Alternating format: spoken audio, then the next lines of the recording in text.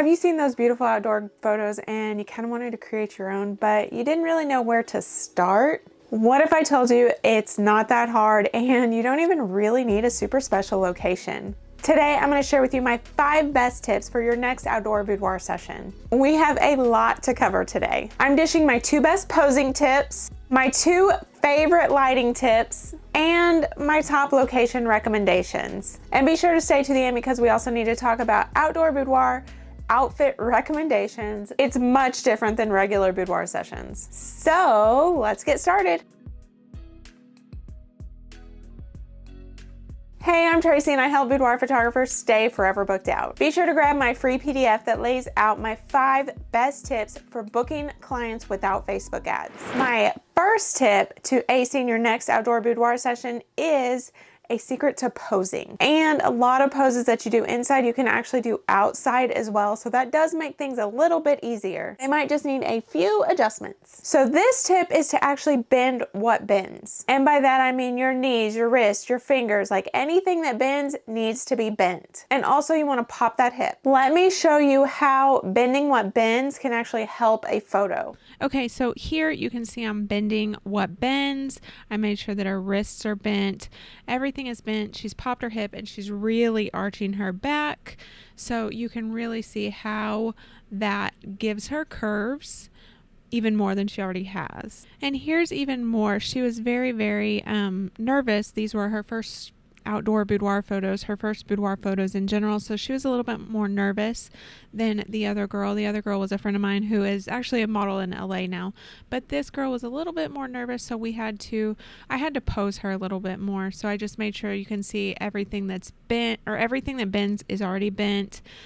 She's popping her hip and really arching her back, and then she's bending one knee. I mean, we are not going to be able to bend both knees, but she's bending one knee, and so that makes even more curves. Now, I did not remember that I had this photo, but you can see how her arm is straighter. Now, it's still got some bend in it, like in her wrist and everything, but it's still straighter than this one, and you can really see how that makes a difference. Like, this one looks more natural for sure. This one's still beautiful, but this one definitely looks more natural that way. So those are just some examples of what the difference is when you bend what bends. And you can see this even turned her body more, so we could see her super flat stomach. Now, one more quick tip before we move on. Before you click the shutter, make sure you check out the entire frame. You want it to be exactly how you want it to look. The other thing this does is prevent a lot of extra work after the session. So as far as like color correcting and culling, if you do these things, if you actually implement these tips, it's going to make your job after the session so much easier while you're getting ready for the ordering session. My second tip to rock your next outdoor boudoir session is another secret posing hack. I'm going to show you a few photos for reference, so here we go. Now, this is the best that I could do as far as finding somebody who didn't have her back like super arched. You can tell like hers is not as arched in this one as it could be, but also this pose in heels is pretty difficult to actually arch the back, so she did the best she could, but you can really tell the difference when she's arching here. Like, look how great her booty looks. And what's really awesome about arching the back is it really shows, it gives her shape. It shows her how thin her waist is. It gives her that rounder booty. So that's why we really want to make sure that we're arching the back. Like here, this one with her car, you can really see she's arching her back, bending at the waist and bending forward, which is a really important trick. And when they do that, their waist really thins out. It gives the illusion of more curves, which she's got a gorgeous body, so her curves are great anyway, but it gives her the illusion of even more curves than she does, and it even lengthens her legs. So that's the trick with arching the back. By the way, if you need help with posing, be sure to check out my posing guide for photographers. It's going to be in the description below. My third tip to rock your next outdoor boudoir session is to use direct sunlight if you have it. And I know it does seem really, really scary. We're taught to stay away from this direct sunlight, to stay away from harsh light. But if you know how to use it, it can be so beautiful. Now you can probably tell I love direct sunlight. I use it in my studio whenever possible, But here you can tell the different ways to use it. And look, she is still well lit. We have a beautiful background, and just look at all the colors. I think it's gorgeous. Now, everybody is going to have different preferences, but if you know how to use direct sunlight, I think especially for boudoir, it can be so beautiful. This one is one of my favorites. It's printed in my studio, and I just think it's so beautiful. It's so soft, and it is literally, I shot that in camera just like that, but it's because I know how to use the direct sunlight, and I use it and still create that beautiful shadow on the side of her face to have that beautiful short light. Now, one more thing. So you're going to be shooting direct sunlight. So the sunlight is right behind you. The sun is behind you. This can be over your head, whatever.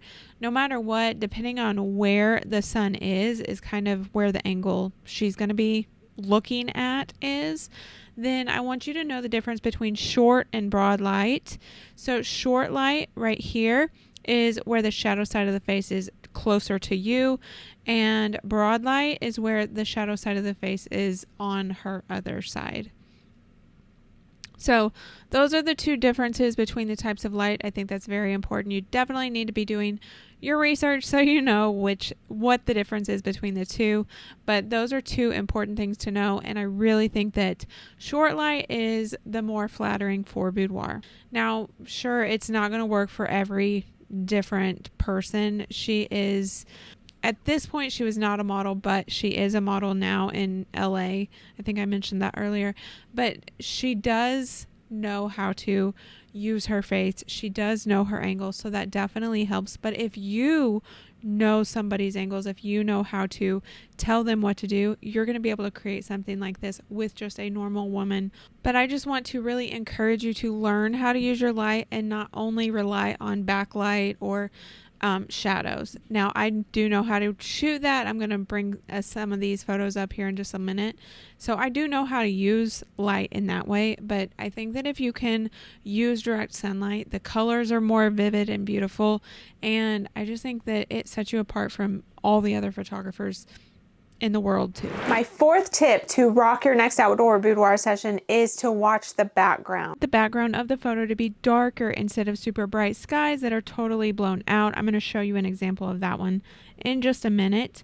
The reason for this though is that it puts the focus on her instead of the background.